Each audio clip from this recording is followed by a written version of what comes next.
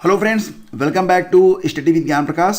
तो आइए करते हैं डिस्कस करंट अफेयर 29 जून के। देखिए ये प्रश्न जो हैं बहुत ही सिलेक्टिव हैं और आने वाली प्रतियोगी परीक्षाओं के लिए ही चुने गए हैं। इसमें जो पीटी की परीक्षा होने वाली है सितंबर महीने में, खंड शिक्षा अधिकारी का नोटिफिकेशन भी आने जा रहा है। आरओ एआरओ का नोटिफिकेशन भी अभी जारी नहीं हुआ है, शीघ्र ही जारी हो जाएगा। यूपीपीसीएस 2023 की तैयारी अगर आप लोग कर रहे हैं तो पूरे एक साल का करंट उसमें जो है पूछा जाता है। तो यूपीपीसीएस के लिए भी ये प्रश्न बहुत ही इंपॉर्टेंट है। एलटी ग्रेड का नोटिफिकेशन भी जारी होने जा रहा है।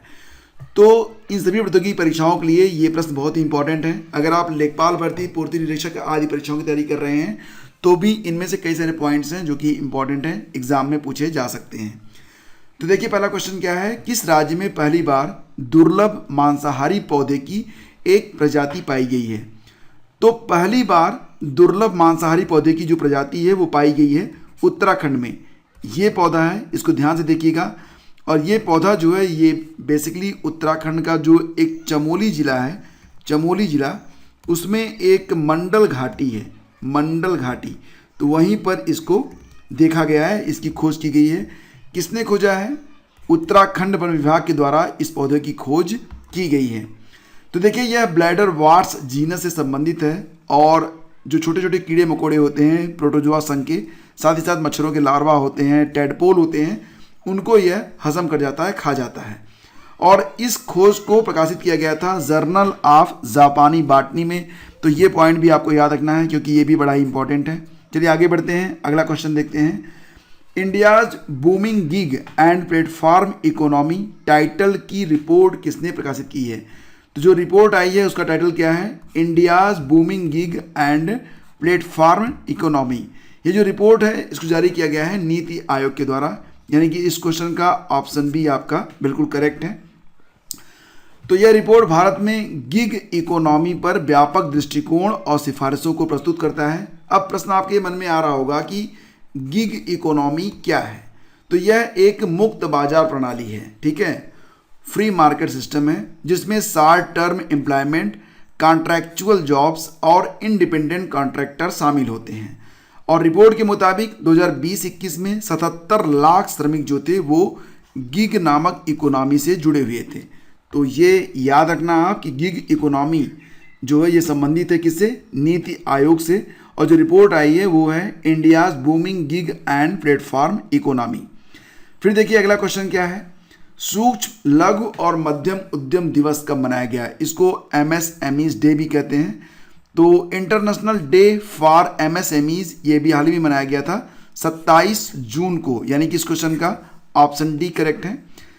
एमएसएमई का मतलब आप जानते ही होंगे, micro small and medium sized enterprises, ठीक है। इसकी शुरुआत कब से हुई? पहली बार इसे कब मनाया गया था? 2017 में। 2022 में थीम है resilience and rebuilding MSMEs for sustainable development. यह दिवस ग्लोबल इकोनॉमिक ग्रोथ और सस्टेनेबल डेवलपमेंट में एमएसएमई के योगदान को प्रकट करने के लिए मनाया जाता है। तो ग्लोबल इकोनॉमिक ग्रोथ यानी कि वैश्विक रूप से जो अर्थव्यवस्था बढ़ रही है और सस्टेनेबल डेवलपमेंट में एमएसएमई का जो योगदान है उसी को प्रकट करने के लिए एमएसएमई डेज प्रतिवर्ष 27 जून को मनाया जाता है। और एक बात और याद रखिएगा कि एमएसएमई कुल रोजगार में लगभग 70%, जीडीपी में 50% का योगदान देता है। तो रोजगार में 70% जो रोजगार हैं वो एमएसएमई में ही हैं और जीडीपी में 50%। अच्छा, एमएसएमई जो रोजगार होते हैं ये लोकल स्तर पर ही होते हैं, बहुत बड़े नहीं होते हैं। आपको यहाँ पर नाम से ही स्पष्ट है कि इसको माइक्रो स्मॉल और मीडियम साइज्ड एंटरप्राइजेस कहते हैं, लेकिन फिर भी ये बहुत बड़ी आबादी को जो है रोजगार जो है देते हैं और उनका पालन पोषण करते हैं। फिर देखिए अगला क्वेश्चन, जीएसटी काउंसिल की 47वीं बैठक कहाँ से शुरू हुई है? जीएसटी काउंसिल की जो 47वीं बैठक है ये शुरू हुई है चंडीगढ़ में। तो इस क्वेश्चन का ऑप्शन ए बिल्कुल करेक्ट है। चंडीगढ़ में 5 दिन का ये जो सम्मेलन होगा वो 5 दिन का है और इसे चंडीगढ़ में स्टार्ट किया गया है। तो 28 जून 2022 से ये बैठक जो स्टार्ट हुई है वो 6 महीने के बाद शुरू हुई है, यानी कि इससे पहले जो बैठक हुई थी वो 6 महीने पूर्व हुई थी। जीएसटी काउंसिल ने कृत्रिम अंगों और आर्थोपेडिक ट्रांसप्लांट पर एक समान 5% जीएसटी की सिफारिश की है। रोपवे यात्रा पर जीएसटी को 18% से घटाकर 5% करने की बात भी कही गई है। तो रोपवे आप समझ रहे हैं कि बनारस में भी स्टार्ट हुआ है और माता वैष्णो देवी में भी रोपवे स्टार्ट हुआ है। तो बहुत सारी जगह हैं जहाँ पर अब आने वाले समय में आपको रोपवे देखने को मिलेगा। तो वहाँ पर जो जीएसटी लगती थी 18%, उसे घटाकर 5% कर दिया गया है। अब बात हो रही है यहाँ पर जीएसटी की, तो जान लेते हैं जीएसटी के बारे में कुछ बहुत ही महत्वपूर्ण बिंदु जो कि अक्सर प्रतियोगी परीक्षाओं में पूछे जाते हैं। जैसे कि गुड्स और सर्विस टैक्स, इसका फुल फॉर्म होता है, ये भी एग्जाम में आता है। जीएसटी को सबसे पहले दुनिया में किस देश ने लागू किया था? फ्रांस ने लागू किया था, बहुत पहले लागू किया था 1954 में, ये याद रखना। भारत में जो जीएसटी लागू हुआ, कब लागू हुआ? 1 जुलाई 2017 से। जीएसटी डे भी प्रतिवर्ष मनाया जाता है, कब मनाया जाता है? 1 जुलाई को। भारत में जो जीएसटी है वो किस देश के मॉडल पर आधारित है? तो कनाडा पर, यह भी याद रखना। जीएसटी के लिए 122वां संविधान संशोधन विधेयक जो था पेश किया गया था, कब पेश किया गया था? 2014 में। तो देखिए, संविधान संशोधन विधेयक पेश किया जाता है वो अलग होता है, अमेंडमेंट अलग होता है। तो 122वां संविधान संशोधन विधेयक 2014 में जीएसटी के लिए पेश किया गया था, जिस पर राष्ट्रपति की मंजूरी मिली थी, कब? 8 सितंबर 2016 को। और भारत में जीएसटी यह किस संशोधन के तहत लागू हुआ था? तो 101वां संशोधन। यह जो संशोधन है बहुत ही इंपॉर्टेंट है, जीएसटी के बारे में याद रखना, यह 101वां संशोधन था। भारत में जीएसटी लागू करने का सुझाव देने वाली जो कमेटी थी, कमेटी का नाम था विजय केलकर समिति। और जीएसटी का जो हेडक्वार्टर है नई दिल्ली में है। ब्रांड एम्बेसडर कौन है? अमिताभ बच्चन है।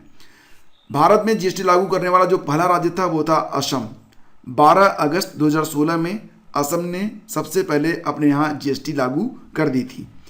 आर्टिकल 279A जब आप ओपन करेंगे तब आपको पता चलेगा कि उसमें जीएसटी के बारे में सारे प्रावधान किए गए हैं। तो याद रखना कि आर्टिकल 279A को इंसर्ट किया गया था संविधान में जीएसटी के लिए। और भारत में जीएसटी की 5 प्रकार की स्लैब हैं। इसमें 0% जीएसटी है, 5% है, 12% है, 18% है और 28% है। तो सारे पॉइंट्स आप ये यहाँ पर कवर होते हैं। फिर चलिए हम आगे बढ़ते हैं। अगला क्वेश्चन, भारत का कौन सा राज्य पक्षियों की अपनी रेड लिस्ट बनाने पर काम कर रहा है? रेड लिस्ट में उन पक्षियों के नाम डाले जाएंगे जो पक्षी विलुप्ति के कगार पर हैं, और ये काम करने वाला भारत का जो पहला राज्य बना है वो है केरल। यानी कि इस क्वेश्चन का ऑप्शन सी करेक्ट है। तो केरल जो है यह रेड लिस्ट जारी करने वाला पहला राज्य बनेगा, और इस सूची को केरल कृषि विश्वविद्यालय और बर्ड काउंट इंडिया केरल के द्वारा तैयार किया जाएगा। ग्लोबल IUCN रेड लिस्ट के अनुसार केरल में पक्षियों की 64 प्रजातियां जो हैं वो खतरे में हैं। इसमें लाल सिर वाले गिद्ध भी शामिल हैं और सफ़ेद दुम वाले गिद्ध भी शामिल हैं। बात यहाँ पर हो रही है ग्लोबल IUCN रेड लिस्ट के बारे में, यानी कि IUCN के बारे में, यानी कि international union for conservation for nature. स्थापना इसकी कब हुई थी? 1948 में। इसका हेडक्वार्टर कहाँ पर मिलेगा आपको? ग्लेन, स्विट्जरलैंड में, याद रखना। संयुक्त राष्ट्र महासागर सम्मेलन कहाँ पर स्टार्ट हुआ है? संयुक्त राष्ट्र महासागर सम्मेलन ये अभी हाल ही में स्टार्ट हुआ है लिस्बन में। लिस्बन के बारे में जान लीजिए। लिस्बन जो है आपको मिलेगा पुर्तगाल में, और यहाँ पर आप मैप देख सकते हैं, ये है हमारा प्यारा भारत, यहाँ पर आप देख सकते हैं। तो यहाँ से ये रहा पुर्तगाल और यहीं पर है लिस्बन। तो आप समझ सकते हैं कि अगर आप मैप यहाँ आप देखेंगे, ये ईस्ट है, ये वेस्ट है, ऊपर नॉर्थ है, नीचे साउथ है। तो यहाँ पर जो लोकेशन है भारत से, वो आप क्या कह सकते हैं कि अगर मूल रूप से देखा जाए तो इसे आप नॉर्थ वेस्ट कह सकते हैं। थोड़ा सा नॉर्थ वेस्ट जाने पर आपको ये मिल जाएगा। कौन सा? लिस्बन, जो कि पुर्तगाल में है। ठीक है, बगल में यहाँ पर स्पेन भी है, फ्रांस भी है, जर्मनी भी है, ऑस्ट्रिया, इटली। तो सारी चीज़ें आप यहाँ पर देख सकते हैं। तो फ्रेंड्स, ये जो सम्मेलन है इसका होस्ट कौन है? केन्या और पुर्तगाल मिलकर इस 5 दिवसीय सम्मेलन का आयोजन कर रहे हैं।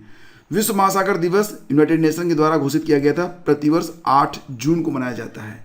और इसमें भारत का नेतृत्व कौन कर रहा है? डॉक्टर जितेंद्र सिंह, कैबिनेट मंत्री हैं डॉक्टर जितेंद्र सिंह, जो कि भारतीय नेतृत्व कर रहे हैं। इसका लक्ष्य क्या है? थीम लक्ष्य 14, स्टॉक टेकिंग, साझेदारी और समाधान के कार्यान्वयन के लिए विज्ञान और नवाचार पर आधारित महासागरीय कार्रवाई को बढ़ाना, ये इसकी थीम है।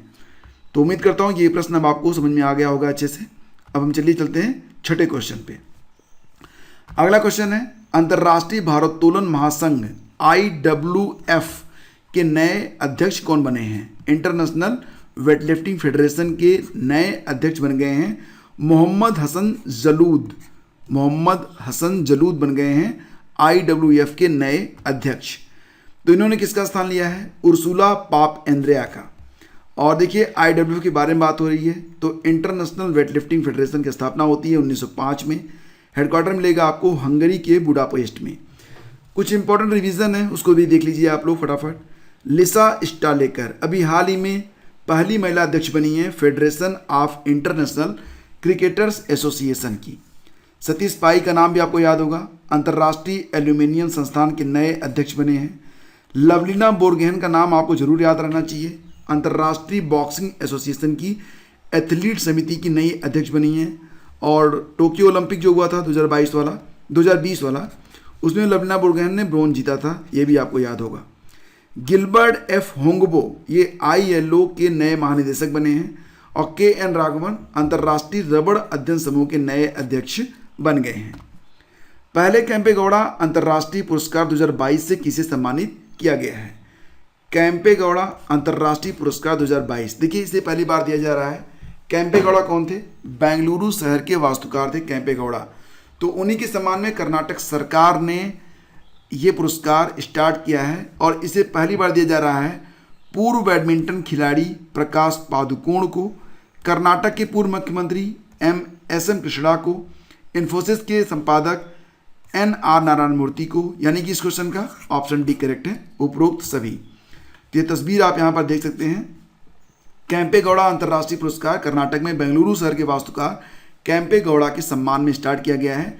मुख्यमंत्री बसवराज बोम्मई ने 27 जून को यह पुरस्कार प्रदान किया है और 27 जून 2022 को कैंपेगौड़ा की 513वीं जयंती थी। तो ये सब आपको याद रखना होगा। इसी क्रम में आगे बढ़ते हैं। टाटा पावर सोलर सिस्टम ने पानी पर भारत की सबसे बड़ी तैरती सौर ऊर्जा परियोजना कहाँ पर स्टार्ट की है? तो किसने स्टार्ट किया है? टाटा पावर सोलर सिस्टम ने पानी पर भारत की सबसे बड़ी तैरती सौर ऊर्जा परियोजना को स्टार्ट किया गया है। कहाँ पर? तो कायाकुलम केरल में, यानी कि इस क्वेश्चन का ऑप्शन ए करेक्ट है। तो इसका जो क्षेत्रफल होगा कितना होगा? 350 एकड़ जल निकाय और इसकी जो कैपेसिटी होगी कितनी होगी? 101.6 मेगावाट। राष्ट्रीय सांख्यिकी दिवस 2022 हाल ही में मनाया गया था। कब मनाया गया? तो आपको याद होना चाहिए कि राष्ट्रीय सांख्यिकी दिवस प्रतिवर्ष 29 जून को मनाया जाता है। ऑप्शन सी 29 जून जो है ये प्रशांत चंद्र महालनोबिस यानी कि PC महालनोबिस की जयंती होती है। और आपको याद होगा कि जो दूसरी पंचवर्षीय योजना थी 1956 से लेकर 1961 तक चली थी, यह PC महालनोबिस मॉडल पर आधारित थी। ये बहुत ही महत्वपूर्ण भी है, एग्जाम में कई बार पूछा गया है। और राष्ट्रीय सांख्यिकी दिवस ये प्रतिवर्ष होता है 29 जून को। 29 जून को ही प्रोफेसर PC महालनोबिस की जयंती होती है। इस बार की थीम क्या है? 2022 की थीम है डाटा फॉर सस्टेनेबल डेवलपमेंट। ये याद रखना। पहली बार राष्ट्रीय सांख्यिकी दिवस कब मनाया गया था? 29 जून 2007 में। संस्कृत भाषा में अनाउंसमेंट करने वाला दुनिया का पहला हवाई अड्डा कौन सा बना है? तो हिंदी, अंग्रेजी और अब संस्कृत में दुनिया का पहला हवाई अड्डा बन गया है। कौन सा? बनारस का लाल बहादुर शास्त्री हवाई अड्डा, जो कि हिंदी में भी, अंग्रेजी में भी और संस्कृत में भी अनाउंसमेंट करने वाला दुनिया का पहला एयरपोर्ट बना है। तो ये है लाल बहादुर शास्त्री इंटरनेशनल एयरपोर्ट वाराणसी, जैसा कि आप देख रहे हैं। और ये जो पहल है एयरपोर्ट अथॉरिटी ऑफ इंडिया और BHU ने मिलकर स्टार्ट किया है। तो याद रखना, ये प्रश्न काफ़ी इंपॉर्टेंट है। मिस इंडिया वर्ल्ड वाइड 2022 का खिताब किसने जीता है? मिस इंडिया वर्ल्ड वाइड 2022 का खिताब जीत लिया है खुशी पटेल ने, यानी कि इस क्वेश्चन का ऑप्शन ए करेक्ट है। ये हैं खुशी पटेल, जो कि UK में बायोमेडिकल की छात्रा हैं। और गुयाना की रोशनी रज्जाक, ये भी याद रखना, इनको miss tin India world wide 2022 चुना गया है। तो फ्रेंड्स, ये थे आज के प्रश्न। उम्मीद करता हूँ कि ये सेशन आपको जरूर पसंद आया होगा। तो प्लीज़ आप इसे एक लाइक जरूर कीजिएगा और अपने दोस्तों के बीच शेयर करना बिल्कुल भी मत भूलिएगा। लगातार तैयारी करने के लिए चैनल को सब्सक्राइब कर लीजिएगा, बेल आइकन को प्रेस जरूर कीजिएगा। Thank you so much, have a great day. जय हिंद।